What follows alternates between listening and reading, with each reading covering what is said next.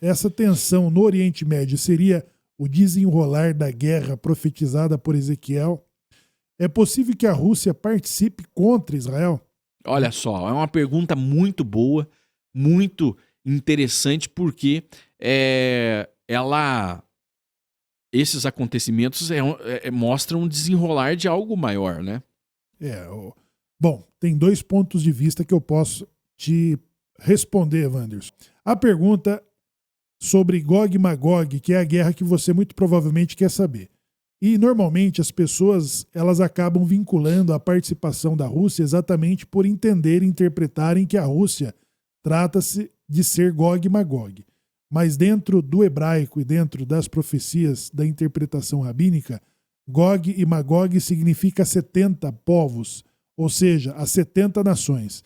E as 70 nações dentro dessa interpretação, ela é constituída por 2 importantes vertentes, que é os descendentes de Ismael, que são filhos de Abraão, netos de Abraão, e os descendentes de Esav, que são Esaú, que são os filhos de Isaac, netos de Isaac. Então, eles formaram 35 príncipes, dos quais nós conhecemos os povos que compõem o Oriente Médio e do Ocidente. Então, a Rússia, nesse caso, ela se enquadraria dentro dos 35 povos descendentes de Esaú, né? E enquanto o Irã, que também está na profecia de Ezequiel 36 e Ezequiel 38, também ela vai fazer parte da outra parte que está ligada aos descendentes que está vinculado a Ismael.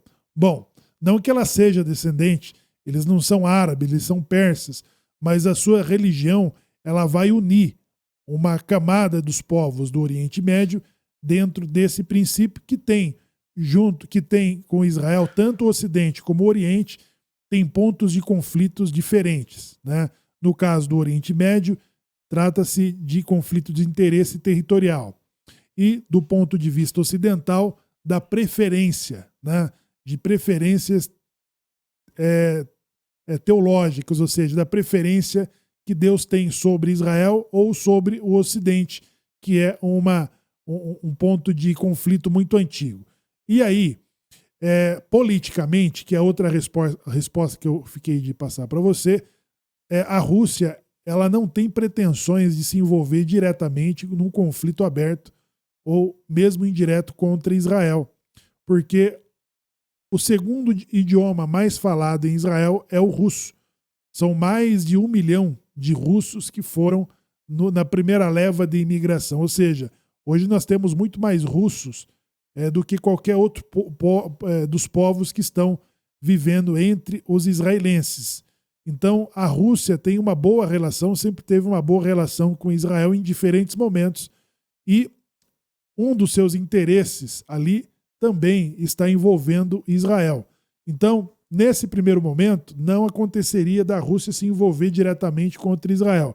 Mas quando chegar o momento da guerra de Gog e Magog, sim, né, haverá algum motivo pelo qual Israel vai contrariar esses 70 povos que subirão para lutarem contra Israel. E o profeta Zacarias, ele descreve qual é o objeto desse conflito, que é Jerusalém, né?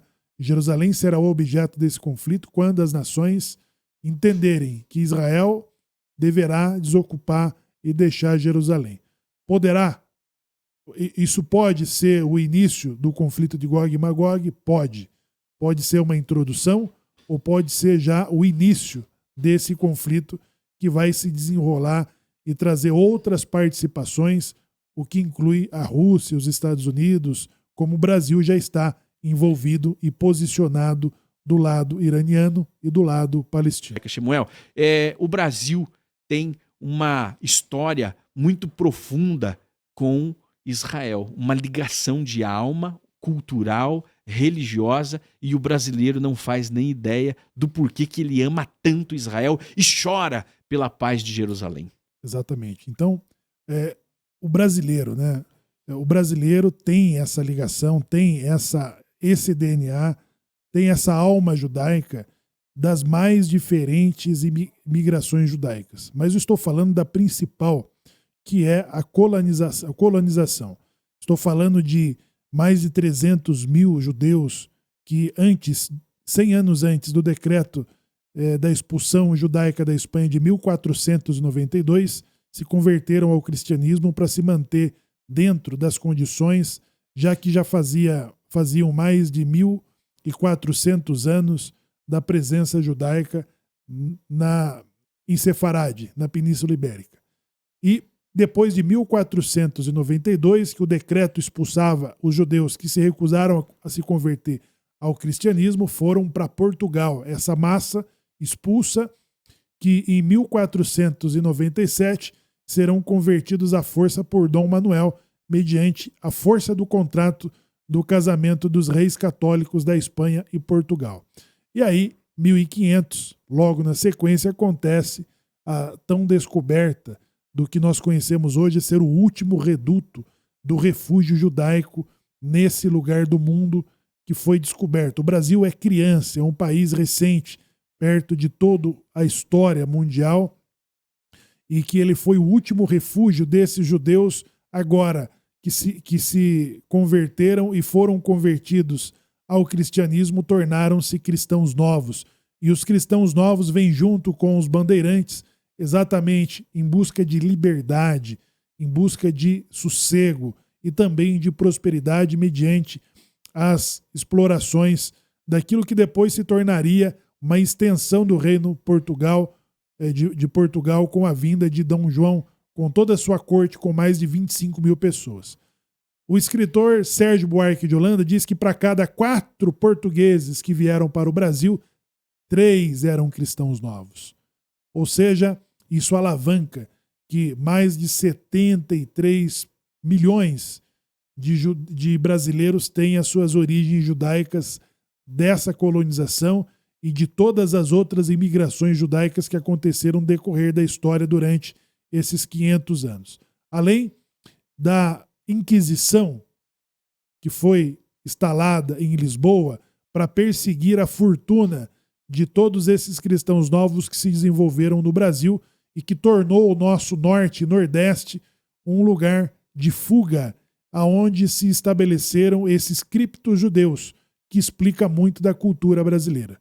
Então, aí, com os segredos das 9 chaves da prosperidade judaica, isso pode se encaixar perfeitamente com todos os brasileiros que já têm, né, esse DNA e já têm essa percepção de como conseguir ter sucesso em momentos adversos, em situações adversas, quando todos os outros precisam de que as condições dos ventos, das chuvas, do clima, da política, da economia sejam favoráveis para ele conseguir ter resultados, né?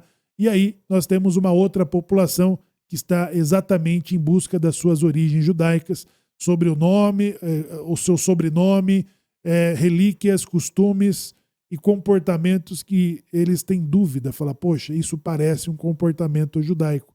E na maioria dos casos você tem razão, né?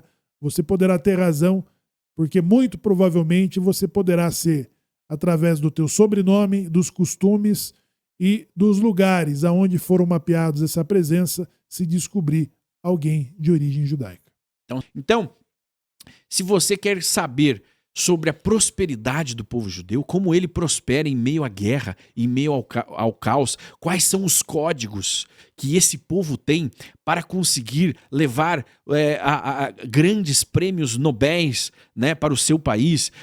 A indústria israelense, a indústria militar, a indústria tecnológica é uma das mais poderosas do mundo. O povo do livro, o povo resiliente, o povo que sobrevive às batalhas. Roma se foi, os gregos se foi, o império, o império dos egípcios se foi, né? O Império Persa se foi, mas Israel permanece vivo até os dias de hoje porque ele tem os seus valores, né? E tem códigos que mantêm o povo de Israel em pé prosperando mesmo em meio às adversidades. E nós organizamos esses códigos, essas chaves da prosperidade para você aplicar na sua vida, né, através do conhecimento da ética e da conduta e da prosperidade judaica. Então, eu quero convidar você agora para participar do nosso grupo de WhatsApp, onde ali nós trataremos sobre esse tema, sobre a prosperidade judaica. Como alcançar? Muitas vezes você está aqui no Brasil, aqui não tem guerra.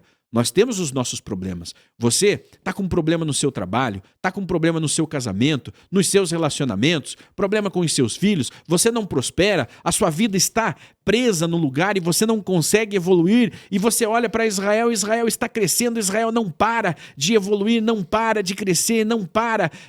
Ora, existe uma forma, um meio do seu comportamento, da sua atitude, da sua ação de ter essa prosperidade. Nós organizamos isso a você e nesse grupo, né, aponte teu telefone aí para essa tela, nós vamos fixar aqui um link onde você conhecerá a prosperidade judaica. Se você quer aprender mais sobre isso, entre em contato conosco e na semana que vem, volta lá o nosso outro link, na semana que vem, na quarta-feira, à noite, nós teremos uma masterclass com os primeiros passos para a prosperidade judaica. Como Israel prospera em meio às adversidades. Nós vamos trazer essa classe e você, no grupo, receberá o nosso link. Está fixado no chat, se você não consegue entrar pelo QR Code, está o link lá no chat onde você pode clicar, ok?